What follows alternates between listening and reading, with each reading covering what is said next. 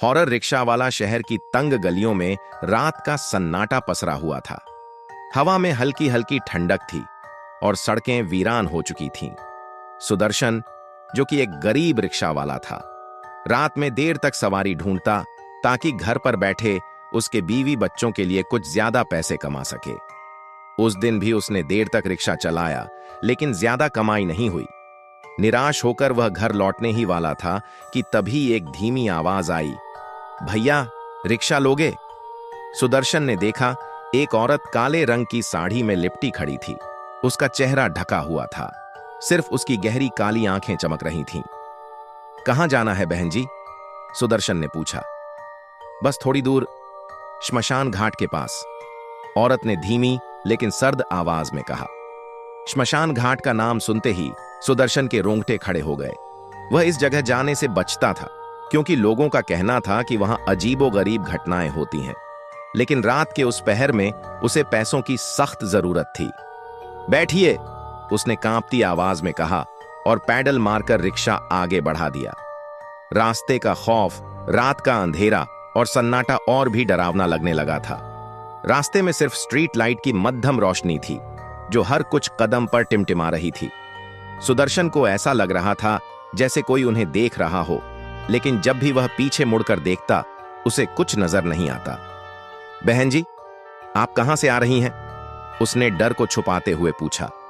औरत ने कोई जवाब नहीं दिया। उसकी चुप्पी ने माहौल को और भी रहस्यमय बना दिया। तभी अचानक सुदर्शन को लगा कि रिक्शा अचानक भारी हो गया है, जैसे पीछे बैठी सवारी का वजन बढ़ गया हो। उसने एक बार फिर पीछे देखा और जो देखा उससे उसकी चीख निकलते निकलते रह गई। भूतिया हकीकत, अब रिक्शे पर बैठी वह औरत वैसी नहीं थी। उसकी आंखें जलती हुई अंगारों जैसी लग रही थीं और चेहरा सफेद व भयानक हो चुका था।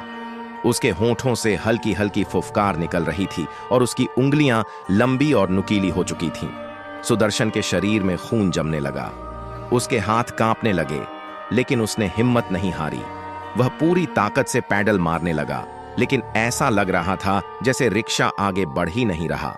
हवा में सिसकियों की आवाजें गूंजने लगीं। रुको! औरत की आवाज गूंजी, जो अब एक कराहती हुई चीख में बदल गई थी। सुदर्शन की हिम्मत जवाब देने लगी। वह किसी तरह हनुमान चालीसा याद करने लगा और मन ही मन उसे दोहराने लगा। जैसे ही उसने जय बजरंग बली जोर से बोला, अचानक रिक्शा हल्का हो गया। जब उसने पीछे मुड़कर देखा तो औरत गायब हो चुकी थी। श्मशान घाट का रहस्य सुदर्शन ने घबराकर रिक्शा रोका और गहरी सांसें लेने लगा।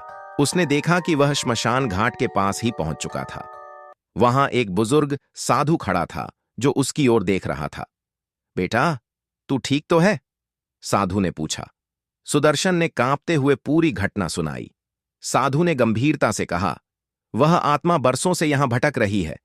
वह एक नवविवाहित औरत थी जिसकी कुछ साल पहले हत्या कर दी गई थी।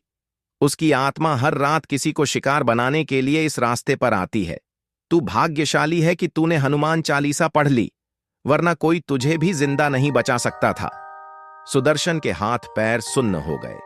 उसने हाथ जोड़कर साधु को प्रणाम किया और बिना एक पल गंवाए वहां से भाग निकला। उस रात के बाद, उस घटना के बाद सुदर्शन ने रात में रिक्शा चलाना बंद कर दिया। वह अब सिर्फ दिन में ही सवारी करता था, लेकिन जब भी रात में वह रास्तों से गुजरता उसे लगता जैसे कोई साया अब भी उसे देख रहा हो। शहर में लोग अब भी कहते हैं कि अगर कोई देर रात अकेले उस रास्ते से गुजरे तो वह औरत अब भी वहां दिखाई देती है, किसी सवारी की तलाश में